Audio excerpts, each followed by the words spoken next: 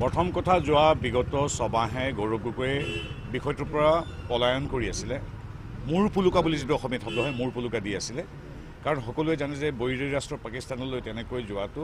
এগৰাকী সাংসদে কি কাম কৰিবলৈ গৈছে এইটো এটা সন্দেহৰ আৱৰ্তত থকা বস্তু তেওঁ আজিলৈকে মই গৈছোঁ কি কৰিবা বুলিও কোৱা নাই তেওঁ পৃষ্ঠভূমি এটা তৈয়াৰ কৰি আছে আমুক গৈছে তামুক গৈছে চৰকাৰে জানে আমুক কিন্তু তেওঁ যে গৈছে তো ক'ব পৰা নাছিল এতিয়া লাহে লাহে তেওঁ স্বীকাৰোক্তিৰ ফালে গৈছেগৈ প্ৰথম কথাটো যোৱাটোৱে আচৰিত কথা কাৰণ তেওঁ কোনো কূটনীতিক বিষয়া নহয় বা আমাৰ চৰকাৰৰ দ্বাৰা নিয়োজিত মন্ত্ৰীও নহয় যে তেওঁ কিবা বেলেগ ব্যৱস্থা গ্ৰহণৰ বাবে তালৈ গৈছে প্ৰথম কথা তেওঁ ধৰ্মীয় পৰ্যটক বা যি ধৰ্মস্থলবিলাক তাত আছে তালৈ যোৱা তেওঁ দৰ্শনাৰ্থী বা সেৱা কৰিবলৈ যোৱা ব্যক্তিও নহয় না তেওঁ ব্যৱসায় কৰিছে তাত না তেওঁ অনুমতি লৈ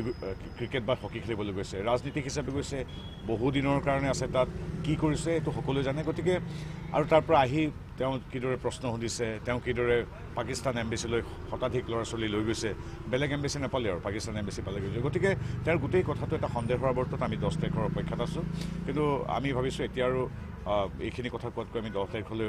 ছেপ্টেম্বৰ অপেক্ষা কৰোঁ তাৰ মাজত আমাৰ বহুত কথা আছে নিযুত মইনা আঁচনিৰ পৰা অৰুণোদয় আঁচনিলৈকে ব্ৰহ্মপুত্ৰ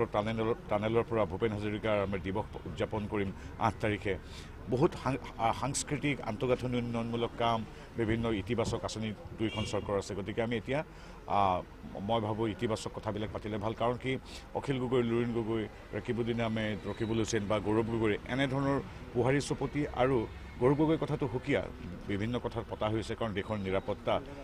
আৰু দেশৰ প্ৰতি থকা দায়বদ্ধতাৰ কথা আছে গতিকে অৱধাৰিতভাৱে আপোনালোকে সুধিবই কিন্তু আমি যিমান পাৰোঁ এতিয়া তেওঁলোকৰ কথাখিনিত ব্যস্ত থকাতকৈ আমি উন্নয়নমূলকৰ যি ধাৰা আমি আগবঢ়াই লৈ গৈছোঁ আজি নগাঁও চহৰখন যিদৰে উন্নতি হৈছে আজি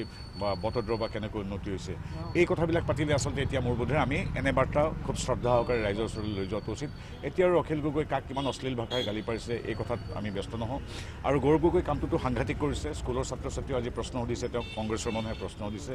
তেওঁৰ হাতত কোনো যুক্তি নাই তথ্য নাই উত্তৰ নাই তেওঁ এতিয়া কৈ আছে যে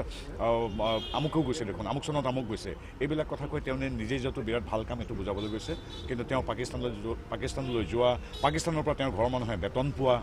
নিজৰ সন্তানক নিজৰ মাতৃভূমিৰ যি আমাৰ নাগৰিকত্ব সেইটো কৰ্তন কৰি বেলেগৰ কাৰণে আবেদন কৰা